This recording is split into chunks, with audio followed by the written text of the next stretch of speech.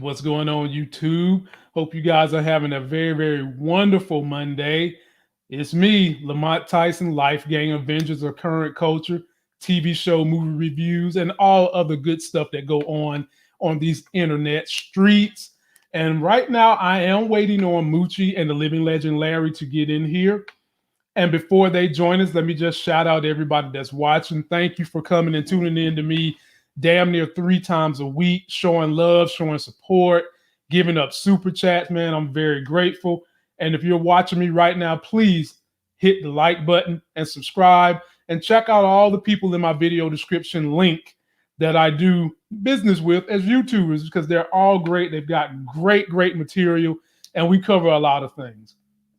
Tonight's review is Godfather of Harlem, Season 2, Episode 3.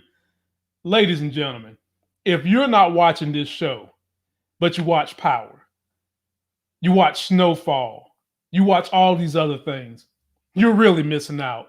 Godfather of Harlem is a must watch. And here's the living legend, Larry. He's in the building. How you feeling, brother? Oh, man, I'm hanging in there, man. How are you doing?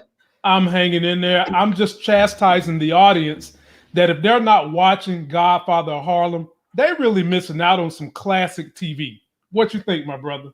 Yeah, it is solid, and they're doing an excellent episode, and it's amazing. It's both sort of a great thing that they're able to tell these stories from back then that are so relevant today, and also it's really a shame that we still have to tell the same stories. Yeah, and they're still relevant. I mean, we Yeah. should be telling stories like they were history and not like their current events. Right. And what he's alluding to, my people, for me, last night's Godfather of Harlem, episode 3, is one of the best that they've done throughout the whole entire series. I mean, last night's episode could have been a climax for a whole lot of TV shows, and this wasn't. This is just episode 3. Yeah, this is like a filler mid-season episode, and you're right. It could have been a finale for just about any other show. It really could have. It was that damn good. And so, Larry, as we're getting people in here, we're going to go ahead and dive on into it. Let me read. Trust us, see. You need to stop. Larry, trust us, say. Let me put this up here for the people to see before we dive in. I can't afford to get addicted to anything else like I am to Grey's Anatomy and early Power season. Trust us. Yes, you can. Trust me. This show is so good. It's not going to cost you anything to get addicted to Godfather of Harlem. If they can continue this for about 5 seasons, we might be talking about this show being in the top 5 best black shows ever created. Forget the black show, just best shows created. If they can continue this great art they're going on. So, Larry, let me read one more comment from Mo, then we'll dive on into it. It looked like Bumpy still had on the same suit he whipped Chin's butt in. This is a very good show. I like it more than Snowfall. I can see why people would like this more than Snowfall. It has those elements because, as Larry said so eloquently last week, back during the 60s, if you was a big-time black drug lord, you also had to be a civil rights activist as well. You was taking care of the community, even though you was drugging up the community. The power and notoriety and money you got gave you some leverage, as you saw Bumpy Johnson do in this past episode, that allowed you to help social justice issues for black people. Right. And that's where this differs from Snowfall. So let's dive on into it, Larry. Let's give the people a clip that basically told the essence of what Bumpy Johnson went through last night. And this is it, my people.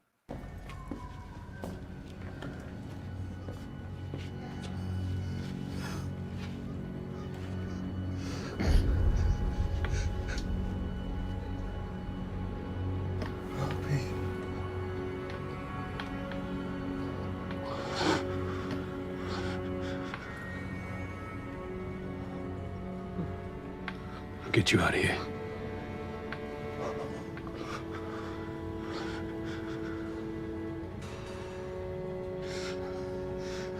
Stay strong.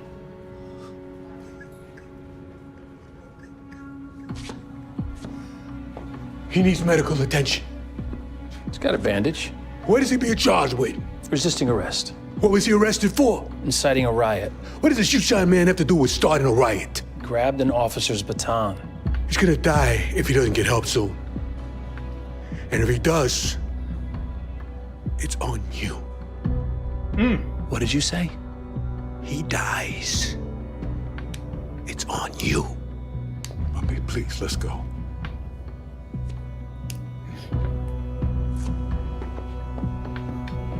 I had no idea. You had no idea niggers get their asses kicked and thrown in jail for doing nothing? Cops up in Sugar Hill don't do that, huh? Whew, ladies and gentlemen. Yeah. That was just a small snippet of what went down. So Larry's just me and you, like the old days. I guess hopefully Moochie will get her stuff back and she'll come back. But the episode starts out, my people, opening up with Bumpy's daughter and granddaughter just walking down the street. Granddaughter sees a classmate. He's offering her an apple. He goes to reach in his pocket to get the money, and somebody says he's stealing. What happens? The police gets to beating up the little boy, beating him bad, and he's beating him so bad that the shoe shine guy decides he needs to stop this police from beating an innocent young black man. So here's the shoe shine guy getting beat. Now, Larry, does this man look threatening? No. He doesn't. Larry, his glasses is so thick. I guarantee you he can see what's going on in Mars. He probably saw this fight coming a mile away. He's coming in there to save the little boy that's getting beat because the boy was offering Bumpy's granddaughter an apple. Larry, speak on this. Is the same thing that's going on nowadays. You heard the police officer said, what do we always hear on Fox News nowadays? Oh, they shouldn't have been resisting arrest and shit. Okay. Right. Now, Larry, you talked about we shouldn't be repeating history. Well, let me tell you a piece of history that we repeated that they seem to get away with. The insurrection. When white people go insurrect the Capitol. The fucking Capitol.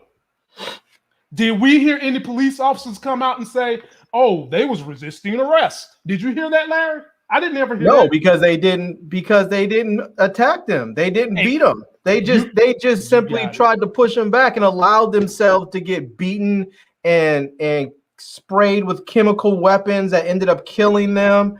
And then they still won't acknowledge that they killed them. I mean, dude gets sprayed with chemical weapons and has a stroke after.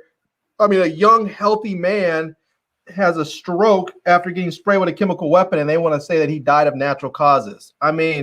That's like someone getting hit by a truck and they say, oh no, he died of an accident because he bumped his head. It wasn't the truck that killed him, it was him bumping his head on the ground that killed him.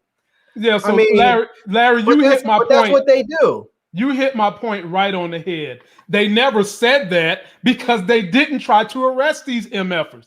So speak to this scene, Larry. How disgusted was you to see this and know that it's still going on today? Yeah, I don't want to jump too far ahead, but this girl, the little girl has just been traumatized twice in 2 days. And with two people that she thinks are there that can help her and protect her, and for one, her most vigilant protector, her dad, the male figure. Yeah, talk about it, Larry, because ladies and gentlemen, this was how the show opened. All right, and what Larry's alluding to is that the granddaughter was walking down the street with Bumpy. Okay, and the same police chief, this bum ass dude right here, sprints Bumpy in front of his daughter, pulls out his switchblade, says he's carrying a weapon, puts the blade right here to Bumpy's neck in front of his daughter, and then basically looks at the daughter and tells her to shut up when a man is speaking. Speak on it, Larry. Yeah, I think that it's one thing. It was one thing because Bumpy was pissed for a number of reasons, but like when his daughter first came home and was in tears and crying and talked about how they beat him and they beat the boys, Bumpy was like, damn, he was upset, but he wasn't quite at that line yet. He was really upset because he's like, little boys get beat all the time by the cops out here. That's just what happens. But then when his sister said they beat Cecil, Mm. he was pissed. He was, because man. I mean, back in the day, before men had therapists, they had their bartenders and their shoe shine men, and that was it. And Cecil, I can imagine, just like a lot of shoe shine people all over the world, he was very important to the people in his community. He knew everybody. He was just sort of a prized member of the community, and for them to attack him, you could see when she said they went after Cecil, he knew. He was like, Cecil is just an old gentle soul. There's no way in hell that they should have hit Cecil. That changed everything for him. But then when they went out, but then when that officer was disrespectful to his daughter and threatened him in front of his daughter, at that point it was like it went from being a civil rights thing to it's personal now. He's like, oh, I'm gonna do the whole civil rights thing, but I'm about to get busy with it on the personal level. You're gonna feel what I feel, and I won't run ahead any further. But when he talks to Gigante, when he talks to Chin, I mean, when he appealed to him from a father to father, daughter to daughter, he was Chin. That's where he got to him right there. He was like, yes. Yeah, we're gonna get there. We're gonna get there, my brother. So we are able to jump around with this show because they've got so many moving parts. But we'll talk about the conversation and this strange bedfellow relationship between Chin and Bumpy that is going so well. I'm a little afraid of how it's gonna end, Larry. Are you getting that feeling? Because they're making money hand over fist. They're actually respecting each other, and making money will do that for you. Making money at a high clip will make you have love and respect for someone that you could possibly hate. But it's going so well, I'm a little nervous, but Larry, we'll get there. So after Cecil, as Larry said, when Cecil was beat, this is when Bumpy was all in. Bumpy's wife wants to hold a protest. She goes talk to Clayton Powell. Clayton Powell gets involved, and Clayton Powell at first seemed like he didn't really want to do a whole lot, but Mamie had to lay the smack down on him like, look, all Bumpy's doing for you, and Bumpy donated $10,000 to these causes. Speak on how Mamie was able to get Clayton Powell on the team for this social justice. I mean, she did, but part of me feels like it probably didn't take a whole lot of prodding because he's already down for that. That's what he's all about. And he loves beautiful women. So, I mean, Mamie going up there and hollering at him is just that extra little frosting on the cake for him. And Larry, Mamie deserves to be put on this screen right now for everybody to share. She's a beautiful woman, boy. She was fired up. She was fired, and I like her because she knows exactly what she's into. She knows what her husband does. She knows what she's into, and she's finding a way to make her own way in that world. And when she and she went to the right person. Adam Clayton Powell was up there. He loves the attention. He loves being out there and getting, like this season started off with his driver saying, "No, we shouldn't be here," and he was like, "I need to speak to my people. I need to be out there." And so he goes into the pulpit and starts preaching. And this is another opportunity for him to speak and be in front of the people, be in front of the cameras. And I mean, this is right in his wheelhouse. So, I mean, this is fantastic because we get to see that we're getting all these different facets of the Black community converging on one focal point, which is this police department and this issue. You get Adam Clayton Powell coming through with his as a congressman and all the weight that carries. We get to see Malcolm X coming through, with the way that he commands, the community and respect from Black folks in there. So, if he says jump, they're going to jump. And then we get to see Bumpy Johnson coming through from the criminal side with his criminal element, basically telling this cop, "Oh yeah, by the way, you ain't shit." He was like, "You want to threaten me in front of my daughter? You want to terrorize my daughter? Let me show you what terror is, because because white people, black people are used to having white people run up and terrorize us. It's scary, but we're used to it. Your people aren't used to having a black man run up in your house, or anybody for that matter run up in your house and threaten your wife and your kids. You think you're insulated because you're a cop, and you're not. And I just want to show you, if you mess with me, I can touch you or anybody else anytime I want to. You know? And that's what he did too. I mean, he let him have it. But alongside that main storyline, we also had something me and Larry both predicted went down yesterday with the home girl right here. Stella. Me and Larry both predicted it happened both ways. We said it. So this is Chen's daughter. Everybody knows that she is still upset about Chen taking out not one, but two of her love interests. All right. And so what does she do? And this is one of my favorite characters, mind you, by the way. Stella's a G. Yeah, Stella tough, man. Stella is still just kind of detached from reality after what happened to Teddy. Because Larry, once you go black, you don't go back. And she's having fucking orange juice with her mother, freshly squeezed orange juice, mind you, Larry. And what did Stella do when she seen the freshly squeezed orange juice? She looked at the bag and said, freshly squeezed orange juice from Florida.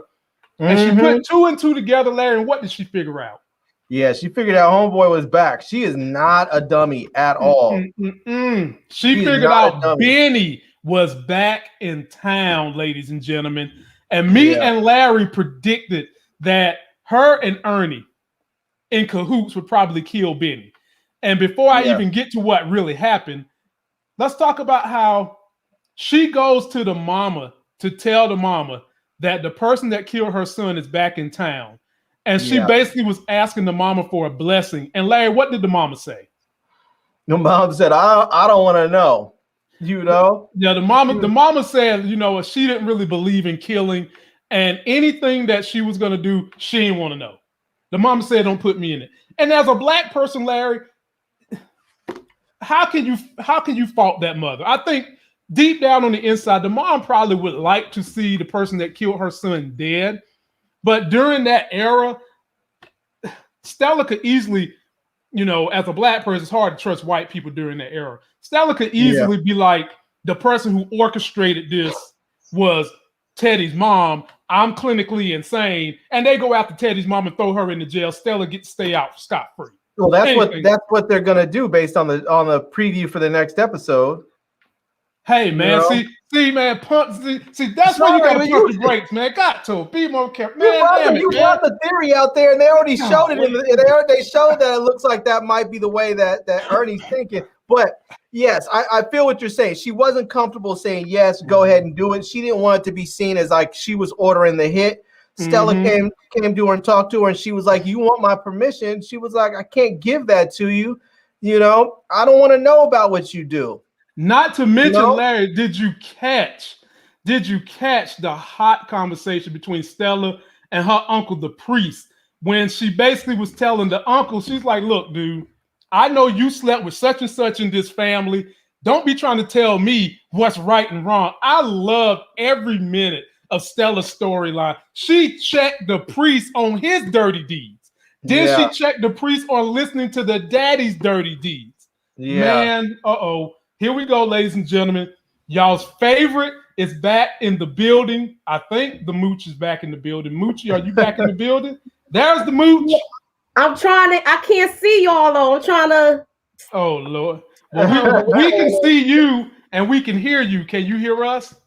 Yeah. Okay. Well, while you fixing everything, we want to understand what was going through your mind through the whole saga of Stella. And when talk about how Stella broke down her uncle, the priest, for all his dirty deeds, when she was basically saying, I'm going to kill the man that killed Teddy. Okay. I think she is her father's daughter. Mm-hmm. Remember she said that? I am my father's daughter. She said that. How did you feel about the way she? I was messing with this thing. I don't know what. What happened? And it was like I was just about to go on, and then bam, it went off. Oh, it's all good. Like We got you 20 minutes now. for y'all. We got you now. We can hear you loud and clear. At some point in time, Larry, do you think that we're going to see this priest killed? Nah, I don't think we'll see him killed, but he might have to go away for a little while. Mm-hmm. They're gonna have to You do might have to something. go to Florida. Yeah, But I mean, it's gonna be interesting to see what happens with Ernie. I think this killing might actually bring Bumpy and Chin closer together, because I think that Chin might have to end up sending Stella down to Harlem and having Bumpy hide her away for a while, because I think the other families are going to want to come after him, probably her and Ernie, for for this. I don't know, because like from the previews, it looks like maybe they're going to try and put it all off on Teddy's mom and make it seem like she found out that he was back in town and killed him, which is kind of ridiculous. Like, how's this black woman going to know that this Italian gangster's back in town? They don't roll in the same circles or anything. I mean, that's what it looked like. It looked like they are going to try to pin it on Teddy's mom. I mean, at the end of the day, Larry and Mooch, we've seen white people with less evidence tell lies that get people locked up for life. Yeah. I mean, haven't we? I mean, yes. There's people still trying to say that Trump was stolen out of the White House. I mean, do they really need, especially in 1968, do they really need a reason other than to just say she's a nigger? She's a Negro, and it's her fault. No. That's the only reason they need it. That's the only reason they need it. No, I believe he's going to do that because, okay, my question was this. I wanted to ask y'all this. Do you think that this whole shooting incident is going to bring Stella and Ernie closer together? No. Oh, yeah. No. Definitely. Because he was like, he knew what he had to do once she shot him. He knew it. But you know what? I want you to keep up with this, Mooch.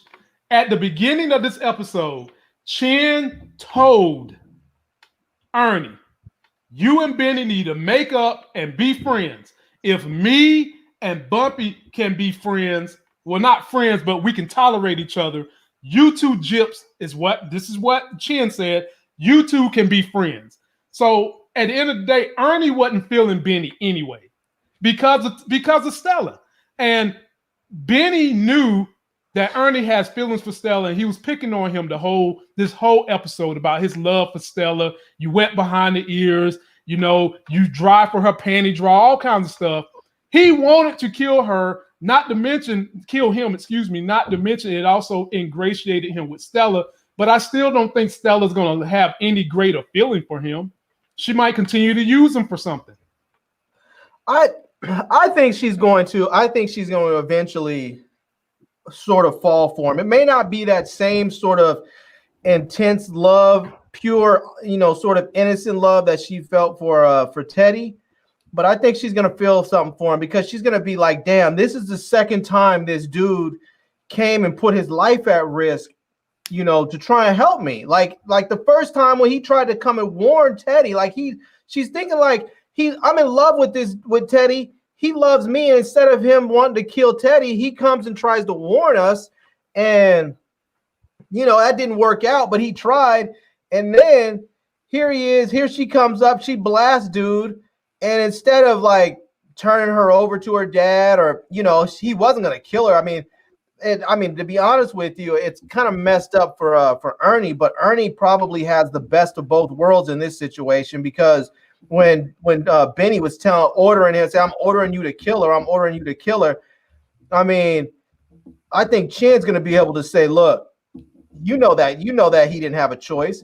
Benny's ordering this dude to kill my daughter. He didn't have a choice but to kill him. Mm-hmm. So, I mean, I kind of feel like after he's done all of this for her, I feel like she's gonna feel some sort of way. She's gonna feel some sort of connection with them that might actually lead into them being together. I don't think it's gonna be the same sort of love that she felt with Teddy, but I think she might end up being with him. She I don't know already about said that. to her. She already said to her father, "I'm going to find a nice Italian boy and marry." So I feel like she's already on the path just to appease her father. That's the thing. I mean, like I said, if she's going to do anything with Ernie, it's going to be to use him. Let's take a look at this. Steve Urkel was chasing Laura Winslow for damn near 4 seasons. She never touched Urkel? him. She never touched him until he turned into Stefan. Stefan.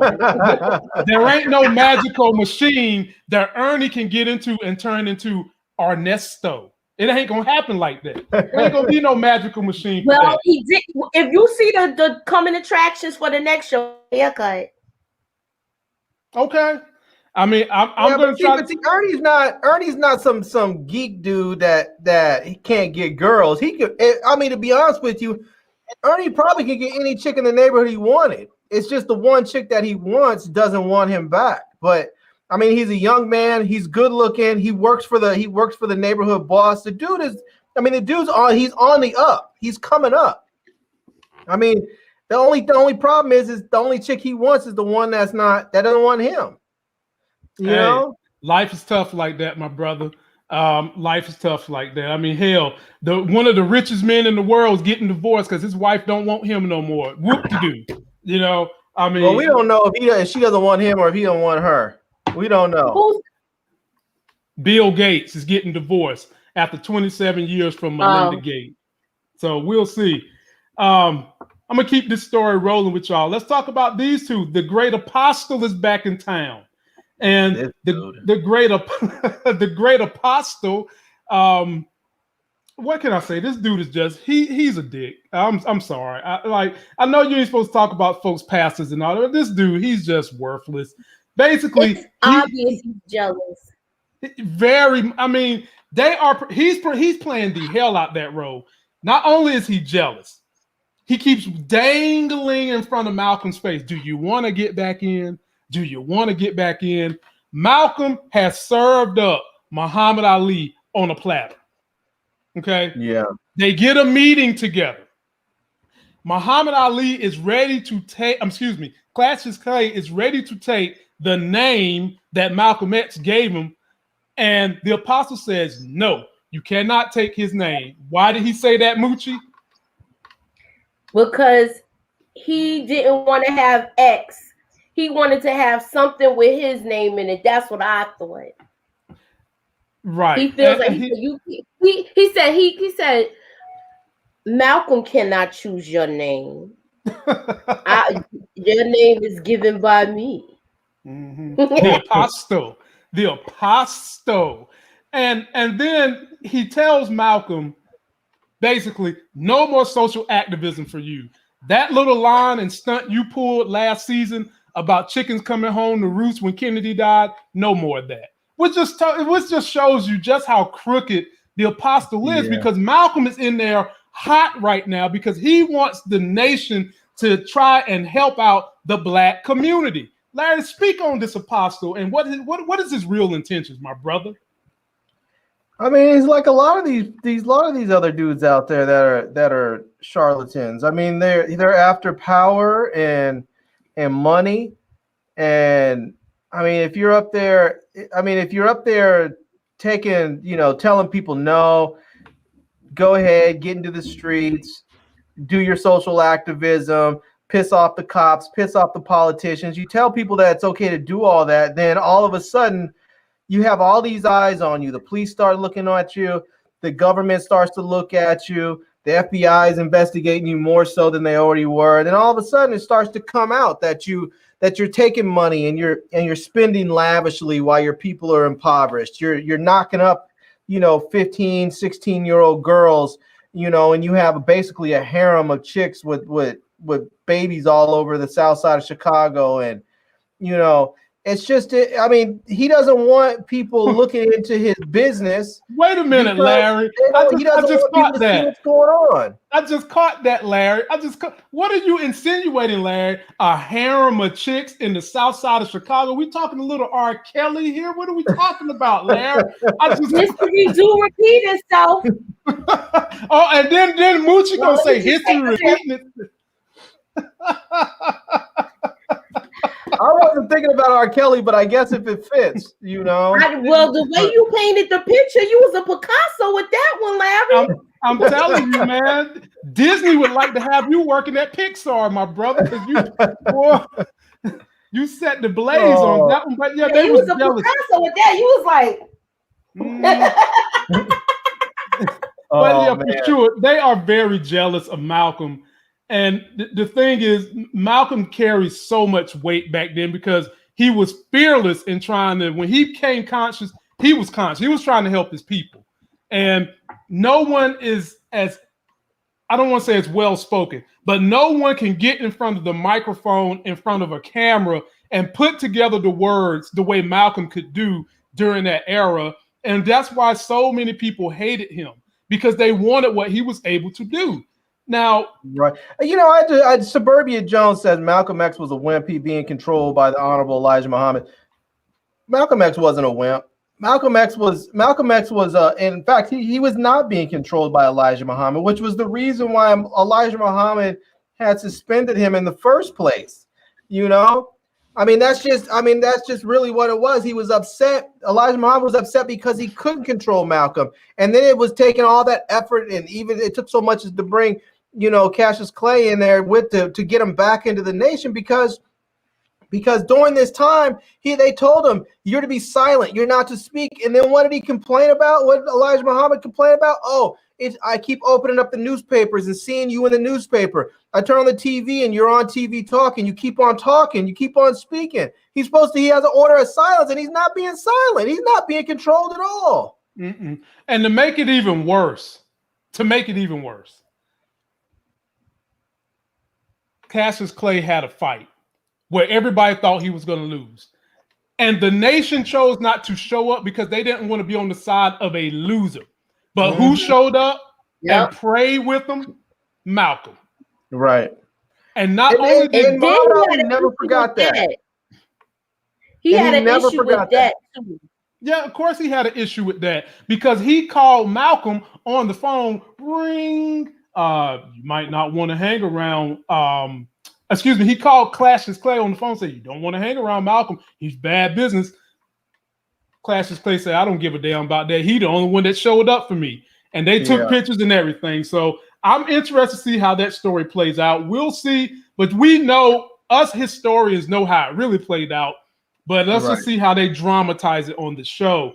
So now we get on to Bumpy goes down to the jailhouse to see his boy Cecil. Damn. And when he's in jail, he's beat to holy hell. And this punk ass cop is going to say, well, he's got bandages in there. Moochie, talk about this whole scene, since you wasn't here when we first started talking about it.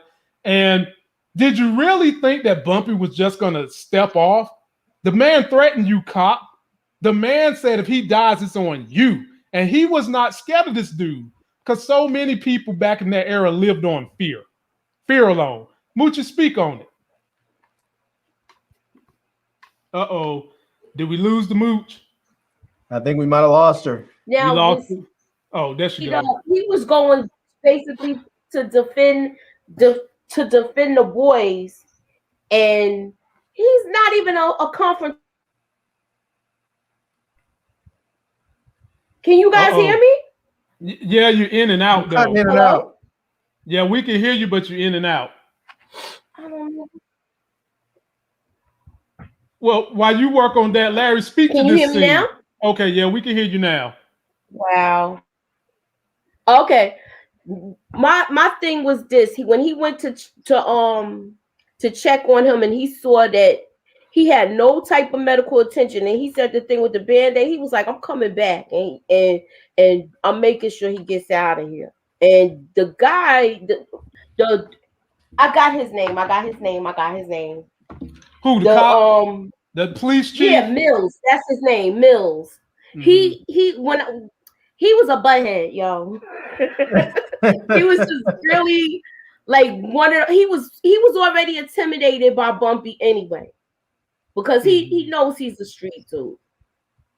Yeah, so he's already mad at him anyway, because he knows he has more money than him and this and that. And I touched on the part about him, what he did in front of his daughter, but that rubbed Bumpy the wrong way, where he was ready to get some get back. He sure was. And Larry, I'm gonna bring you in on this. So often, and I put this lawyer up here who Bumpy just brought in to say he was the lawyer for Cecil when he really wasn't, because Bumpy knows the law. Did you see the way that white man's jaw dropped when Bumpy could recite the statutes to his face, and he didn't think he could do it? But yeah, I'm telling y'all, there were so many gems in this episode. You got to go watch this. But Larry, talk about, this is something that we see in the black community right now. You have a lighter skinned black dude who lives in a better neighborhood, I'll say. And he, for whatever the reason, he doesn't think that certain issues are affecting the African American community, because you heard Bumpy say to him, what, they don't come beat niggas in Sugar Hill? Yeah. And Larry, we see this with blacks going Republican every which way but loose nowadays. Oh, there's no such thing as racism. Or if you just do what the police tell you to do, everything be all right. Speak on just the dynamic of how we're seeing this today, Larry, and Bumpy's having a conversation with his brother. Yeah, this is one of those things that is challenging when you I deal with this same dynamic with my friend circle and my family, because when you grow up in a place where you have a certain amount of money and safety, it's easy to believe that everybody has the same thing, or that everybody should have the same thing when they don't.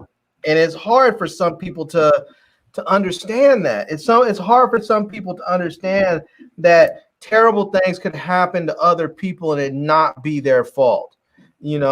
People often think, oh, well, if something terrible happened to them, they must have done something. Like oftentimes people, well, what did they do? Nothing. They got arrested. They must have done something. No. Yep. It's like well, the cops just don't beat people for no reason. Yes, they do. And so this guy, I think, was suffering from that. It was like, yeah, he probably grew up with, with folks that had maybe had a little bit of something. They were able to send him to college, obviously. I mean, he went to law school back then. I think the only law school you were probably going to was Howard. So, I mean, he Central probably, and NC Central down here in Durham, North Carolina. So, I mean, there was only a couple of them that he went to. So, I mean, obviously he was a very privileged, well-to-do black dude, because I mean, you had to be if you were a lawyer back then, So I think he just, he just didn't fully get it. And I think seeing that really opened his eyes up. And it was a good thing. Oftentimes you see that. Somebody mentioned the whole Jack and Jill bourgeoisie class there. I mean, there is definitely that whole Jack and Jill thing. I don't know if he was part of that, but it was definitely that whole thing, that whole sort of dynamic and element within the community. And it's good for him to see that. It allows him to recognize, yeah, there's a problem here that I may not be touched with, but all it takes is for me to drive in the wrong neighborhood at some point, dropping off a coworker or a friend, and I could be that same dude in the prison cell with my head busted open. And exactly. So, but I'm glad he was there. I'm glad he was there to talk to him. He definitely seemed shook and scared, where you see Bumpy wasn't afraid at all. It was basically telling that cop, if he dies, it's on you. And the cop was like, what did you say? And he was like, oh, you act like you didn't hear me, Bumpy? Let me repeat it for you. And the attorney got real shook, like, oh, damn, we need to get up out of here, Bumpy. But Bumpy knows if something happens to him, all of Harlem is going to burn down. That cop is going to end up dead. They're probably going to go after his family. Bumpy knows that there's a certain level of protection when you're somebody that controls violence. The cop can beat some kids on the street. He's not gonna beat Bumpy. He could, and this cop got a lesson where he rolled up thinking he can pull a knife on Bumpy. He got a lesson. He got a lesson. You can't do that to people you like on that. the horse, Larry. You on the horse. You on the horse and you galloping. Larry need to be in a Western. He like He this. stay on the damn horse. We're all over the place today, man. We're all over the Get off that horse. all through this episode today. Get off that horse. But let's go ahead and get on to that point, because the climax of this thing was just amazing. But before we get there, we do have to talk about how Bumpy did go to Chin not once but twice, and it's like, look. Chin, I know you got the police in your pocket, and you know, he basically is telling Chin, look, I need you to do me this solid. I'm gonna offer double what you paying. Chin's like, you know what? Fine, I'll do it. Okay. Bumpy gets pulled by the cop, and the cop, you know, embarrassed the man in front of his daughter, then tells him he wants more money on top of that. Okay. So then after that, Bumpy goes back to Chin, be like, look, MF, we're going to have to handle this business. The man assaulted me in front of my daughter. And like Larry said, to start this review off, that touched Chin, because Bumpy was able to parallel to Chin. You have a daughter, you have a wife, blah, blah, blah. I got the same thing. The only difference between me and you is that you are not black. They're not treating you like this. Right. Chin was down for Bumpy, which got us to the end of this story. And ladies and gentlemen, when I tell you it almost made me clap, this shit was good to me. I was clapping. First things first, before we even get to the part that I was like, man, I'm about to clap on this. Clayton Powell and Mamie roll up in there singing old spiritual Negro hymns and we shall overcome and all this good stuff. And the police was about to kick them out. Larry, I'll give that part to you first. Speak on Mamie and Clayton Powell coming in there during the peaceful protest that Larry has told y'all the only way to get things done. They came in there peacefully and the police was about to kick them out. Larry, speak on it. Yeah, see, that's the great thing when you have a congressman like that, because they can threaten the shoe shine man. They can threaten the teenage boys around there. They can even threaten Bumpy Johnson to a certain extent. They can't threaten a congressman. Like you can try and be Billy Badass, but you put hands on a congressman, and now you're not assaulting a man, you're assaulting an institution. And at that point, it's no longer, oh, these are just some cops beating Negroes. Nah, it's all of a sudden it's now like we need to send the feds in there and we need to straighten this crap out, because you can't have, because you know you might have the FBI pissed off thinking we don't really care about this black dude. But if Congress is pissed off and they're like, okay, yeah, cool, you don't want to do that, guess what? You're getting no funding next year. Make do with left over, nothing moving forward. You know? And that's what Congress can do. When you piss off, they just cut your funding. So there's all kinds of laws that go, and not to say that these cops would have really had anything done to them, but they might have. But there's all kinds of laws about extra protections that are put upon Congress people. There's all if you assault a congressperson, it's much more serious than just assaulting a regular person. So I don't know what those laws are, but I mean, I know that there are criminal enhancements on that assault. Yep. So, ladies and gentlemen, Clayton Powell's in there. He put himself in harm's way. That's exactly what we want our leaders to do. Right. Be right there at the tip of the spear. Get right on in there. So, ladies and gentlemen, he comes in there with Mamie. They're singing spiritual Negro hymns and having a good time. So, Moochie, get ready. You know I'm about to come to you. And this punk ass dick right here says, "Get them out of here.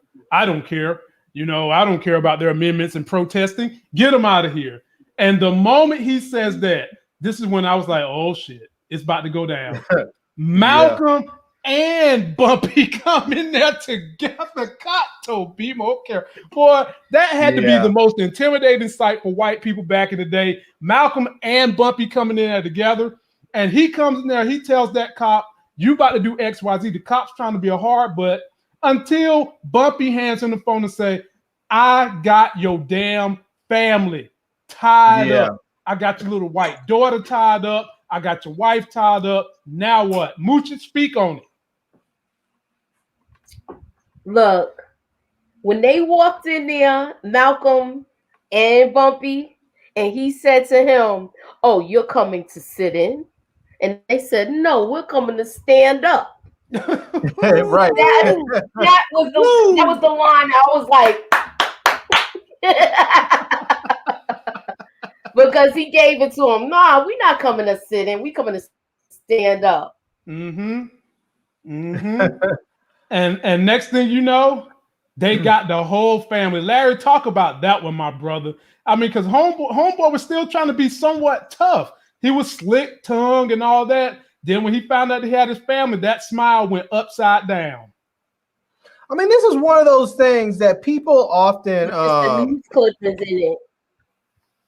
I mean, this is the thing that people often don't like. This is the part of the world that people don't like, but it's so necessary that when you're dealing with people who are just violent brutes, when they are just there are certain people in this world, in our societies, that cannot be dealt with logic or reason or finesse.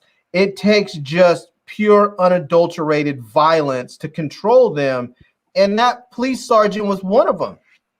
The captain, whatever he was one of them. He is the type of dude that, in order to deal with him, he has to know, oh, if you hurt me, the pain that you will then feel as a response will be tenfold.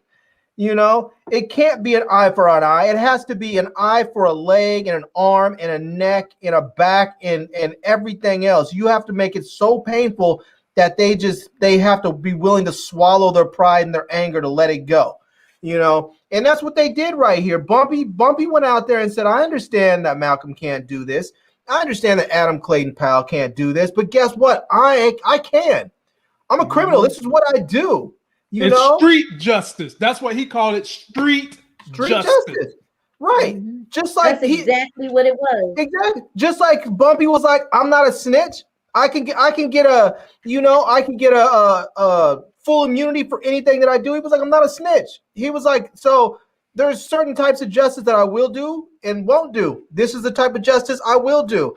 And I'm cool with that. I mean, to be honest with you, if we had more of this, and I know this is terrible, but if we had more of this, we would have less of some of the stuff that happens today. If we had cops that want to go up there and kill kids, kill these young black men, if all of a sudden their families ended up getting tied up and held hostage or kidnapped or disappeared, and all of a sudden, you know, it gets to be known when you have these crazy cops in Florida talking about, I'm putting cases on black men.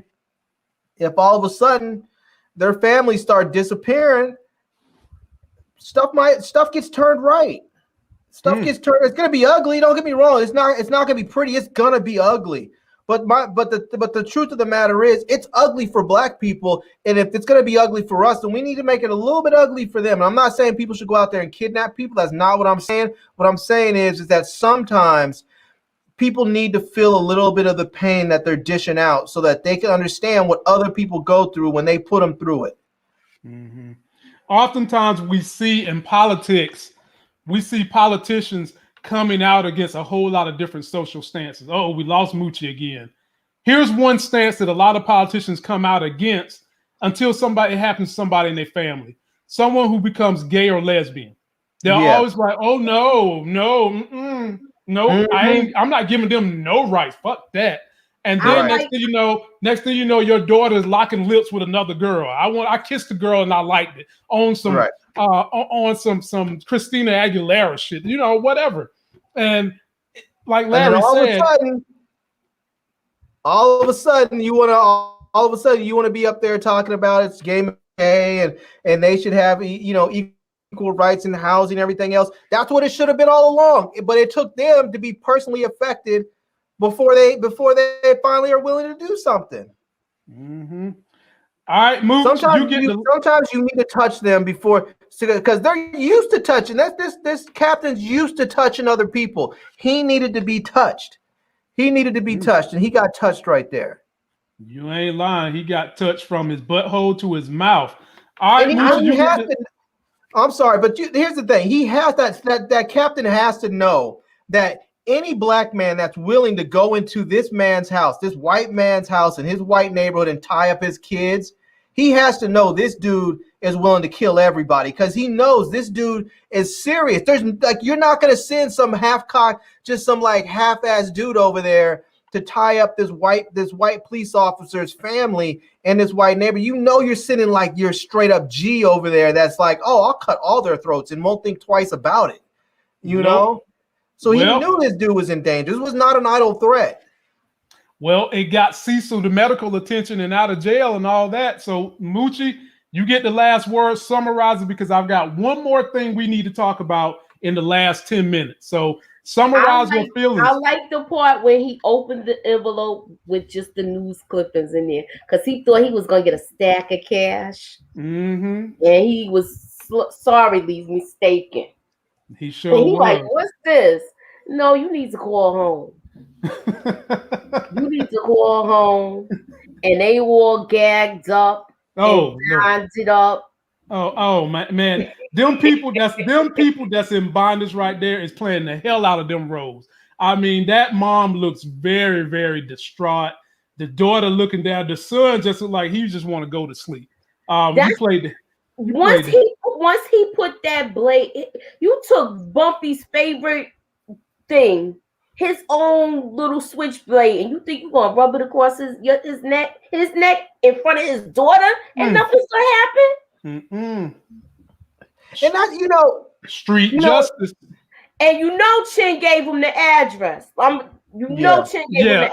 Oh yeah. Once he said that whole speech about my daughter, he did this in front of my daughter, and he put himself in his shoes for that first time as a black man to me. That's what I thought. Yep. Part is that the mafia has a code where you don't go after people's families. That families are off limits. You don't go after kids. You don't go after wives. And I think that when that's within their circle. That's within their circle. No, I know, but I'm saying I think that's partly what it is that when that cop broke that code, and when I think it's not just at their circle. I feel like it's criminals in general. It's like you don't go after what they don't look at themselves as civilians. They often say you don't go after civilians. You don't go after the kids. You don't go after the wife. Those people are off limits. Yeah, Larry, that's the old school criminals.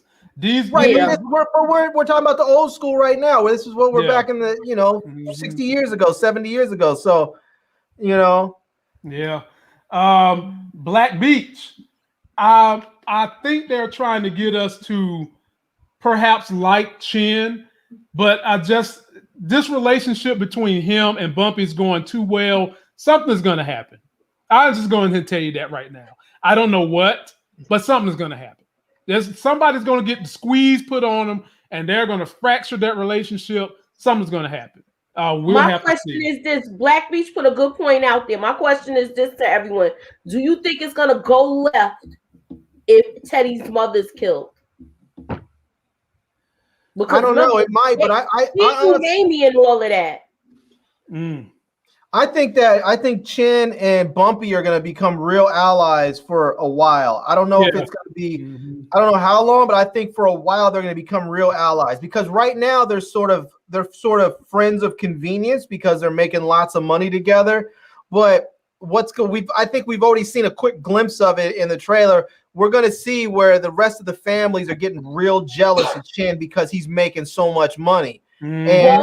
And Bumpy already went to them. And he came to Bonanno first, but he was too scared to make the move. He said, "We don't do business with your kind."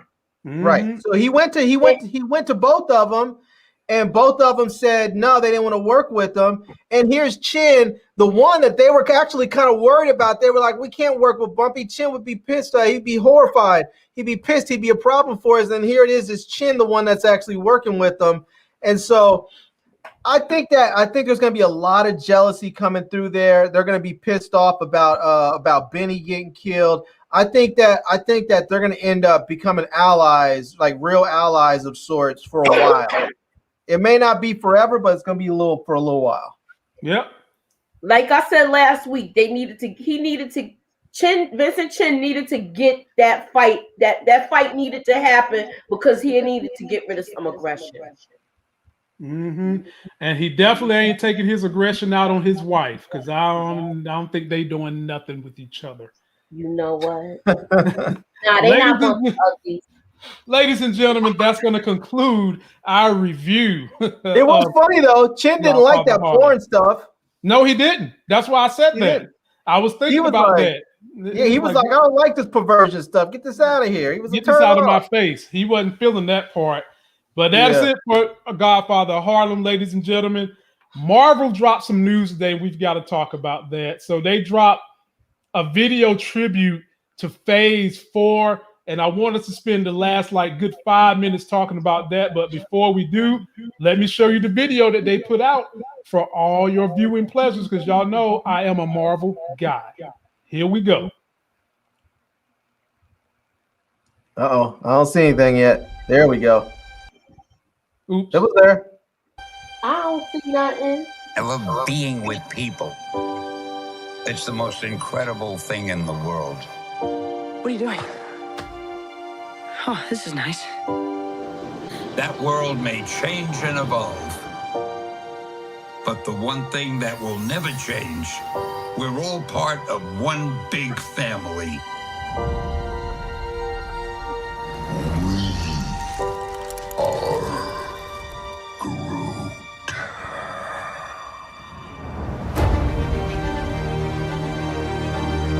That man next to you, he's your brother. That woman over there, she's your sister. Higher, further, faster, baby. That's right. We're all part of one universe. Wakanda forever!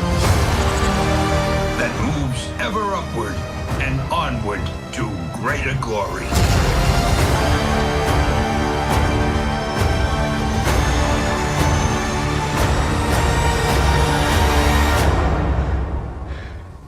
On your left. Damn.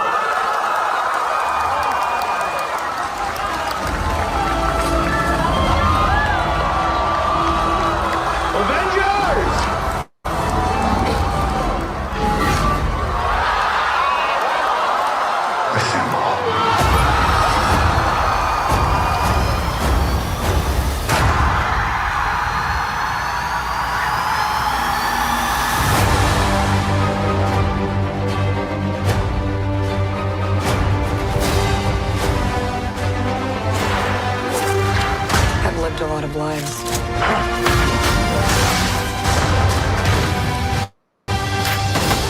But I'm done running from my past. We have unfinished business. Who's we?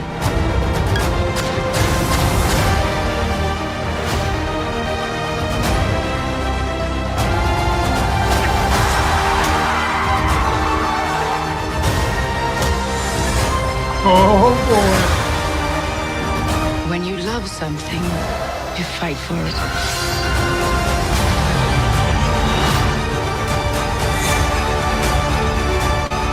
We're the ones who changed everything.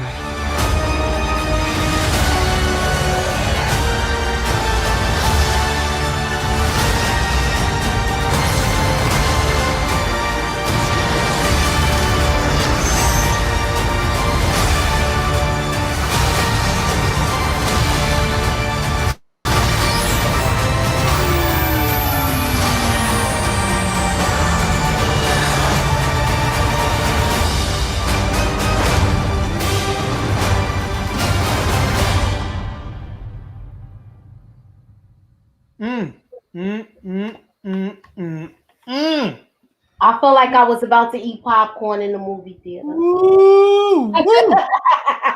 Oh, Lord, Jesus, take all my money, Marvel. I'm already wearing all y'all paraphernalia. Y'all might as well start sponsoring me a little more. Lord, Larry, I done told y'all I'm going to be right up in the theater.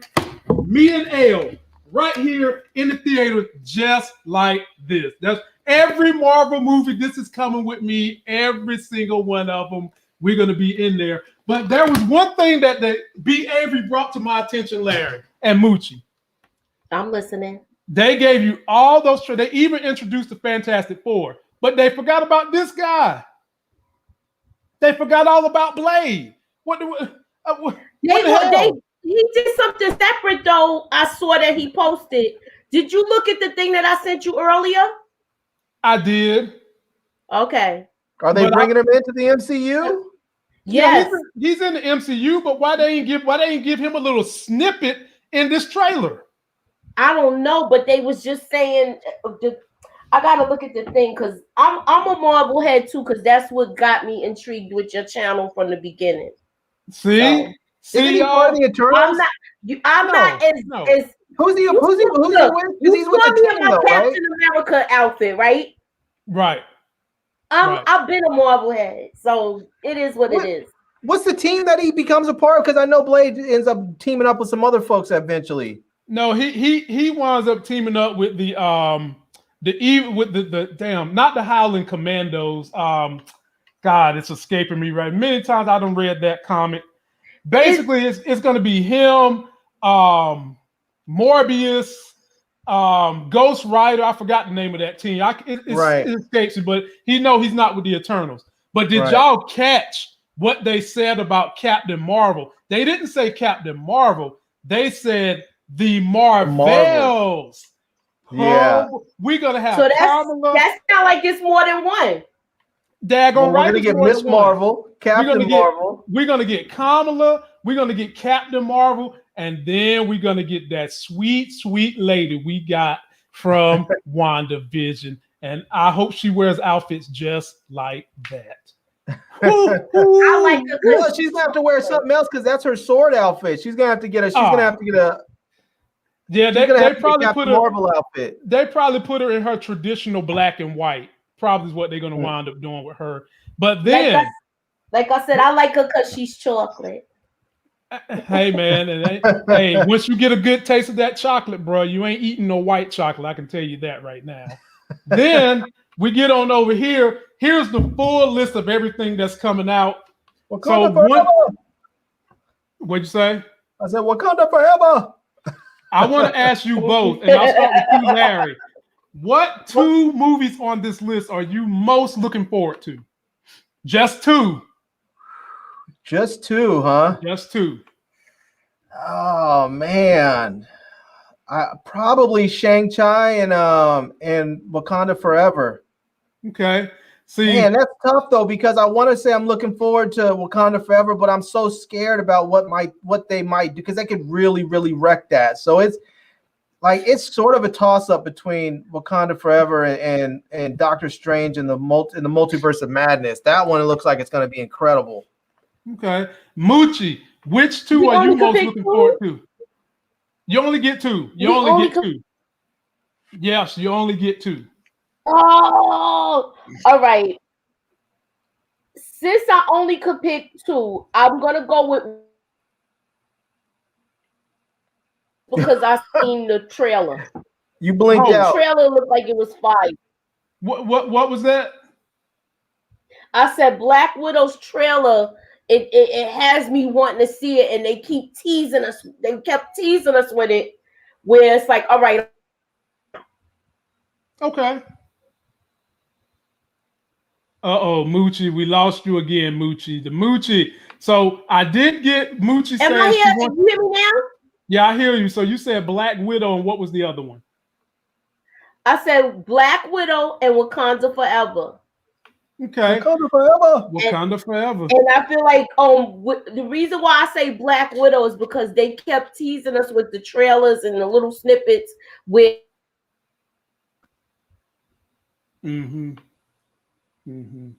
Boy, Marvel just don't want you to talk. I thought you couldn't hear me. So for me, it's hard to make two, but because I have an idea of what to expect. I have an idea of what to expect from everything on this list. I'm going to pick Wakanda Forever and Fantastic Four because I don't know what to expect from a Marvel-based Fantastic Four. Only that I can see Fox, right? So all we've seen is Foxes, and those haven't been all that great. But now that you're going to give this thing to Marvel, and they're going to somehow or another have to tie this in with the other heroes and the other storylines that we've seen in Marvel, for me, it's definitely Wakanda Forever and Fantastic Four. But let's see what the people talking about. You know what would be great though? You know it'd be great if they did in Fantastic Four, if they have Captain America go up to Johnny Blaze and say, "You look familiar." They might. You know what? They might. That would be just awesome. The question is, are they gonna use the same guy? Oh hell no. Hell no. They're gonna pick a new Johnny Blaze. Yeah, of course. They have to. Of course. They have to. They got to. So Carbro wants Wakanda and Doctor Strange. So that's Larry. My folk Buzz, who be on that leg press doing 10 plates. Y'all got to see this brother. He's strong as hell. He wants Wakanda Forever and the Eternals. And Nita the Diva, she wants Eternals and Black Panther. Be sure to subscribe to her channel. She be coming with that fire, with that good hood reviews for y'all down there on them TV shows. Let's see here. And that's pretty much it, ladies and gentlemen. We are about to escape on out of here. Y'all know what I usually have to do these times of the night. And change so we're going to change diapers and get folks in bed. So be sure, all of you guys, please like this video, share us. We are a diverse group of YouTubers. Wait, before we go, can we get one super chat coming through before we go? I know, man. I know, man. Can we get one super chat for the crew coming through? I know, man. It's like Monday. Nobody want to dig in that wallet on Monday for a brother. But it's all good. It's all good. You know, today is the 3rd. Some people got paid on the 1st and 15th. Come on, man. See, Larry, people don't like it when you count their wallet. People don't like it when you count their chips. So all I want y'all to do for me tonight is just like my video, share it with some people, because Godfather of Harlem is really, really good. So if you would do me that solid, just take this video and share it with people who like these type of stories, and we'll get back with y'all on Wednesday. So that's going to do it for this video. Don't forget to like the video, comment, subscribe to Moochie's channel, subscribe to Larry's channel. And until that next Sex is Hell video, we'll see you guys. Peace.